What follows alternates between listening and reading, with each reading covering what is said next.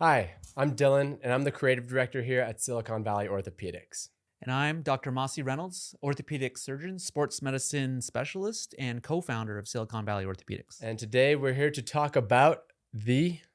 ACL, the anterior cruciate ligament. Oh, well, Dr. Mossy, what is the ACL? The ACL is one of the most important ligaments in stabilizing the knee. It's a ligament that is found in the center of the knee, and it connects the thigh bone, the femur, to the tibia. And it runs from the back of the knee to the front on the tibia, and it prevents the tibia from shifting forward on the knee. It also prevents rotational instability of the knee as well, and it's very important for keeping our knee stable when we're playing sports. Sounds like an important ligament. Very important. It's my favorite. And it's good to have a favorite ligament. Yeah. How does one injure the ACL? The ACL is commonly injured in field sports. So what happens a lot of times, we call it a non-contact injury, where the foot is planted and the upper body rotates and there's a little bit of a shift in the knee and it tears that ACL. And so more commonly not, it actually is torn in a non-contact fashion. When an athlete does that, what type of symptoms are they going to be experiencing? What does that feel like? When a patient sustains an ACL injury, whether it's a complete tear or partial tear, more often than not, they feel a pop inside their knee. And what happens is as soon as that ACL pops and gives,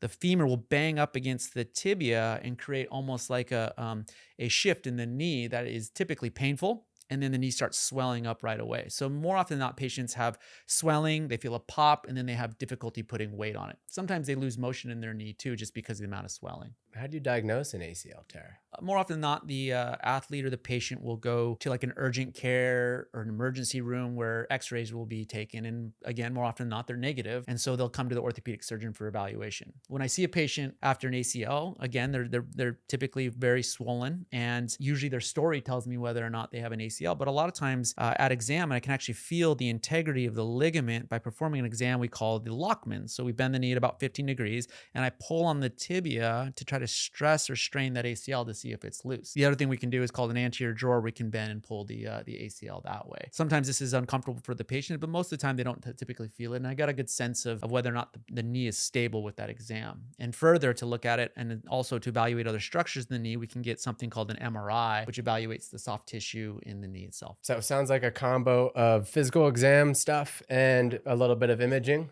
Yeah, usually. I mean, that's with most orthopedic injuries, a story behind it, right? A clinical exam, presentation, and then diagnostic imaging in the form of an MRI. All right, so I'm an athlete. I just tore my ACL. How does one treat a torn ACL? Fortunately, we're in a time where there's a lot of options when it comes to ACLs, and it really depends on the degree of tearing, right? How bad is it? And also the age of the patient and the location of the tear. Treatment options, more often than not, unfortunately, are surgical because the blood supply is usually disrupted with the ACL, and a lot of times it doesn't heal back. Partial tears in young patients, we can sometimes avoid surgery, but more often than not, it's surgical. And what I mean by surgical is actually sometimes we can repair the ACL if it's just torn at the very top and not necessarily what we call retracted or displaced. We can actually put that ligament back to where it was and repair it. But more often than not, then it's a reconstruction. And what a reconstruction is where we actually take either the quadriceps tendon, a portion of the patient's own quadriceps tendon. We can take a portion of the patient's own patella tendon, or we can actually take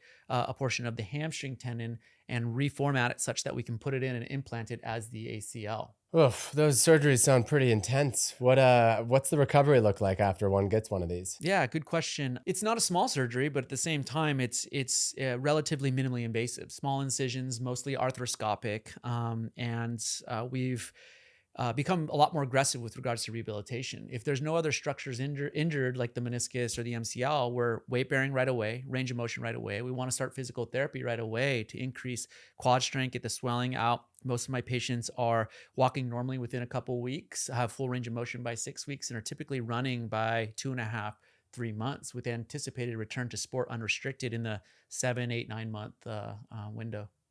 That's pretty cool. Yeah. Well, so I guess what's next? Yeah, if you feel like you've injured your knee or torn your ACL, give us a call and let us know how we can help. Sweet. All right. Yeah. Boom. That was perfect. That was perfect. Yeah. You can edit that one.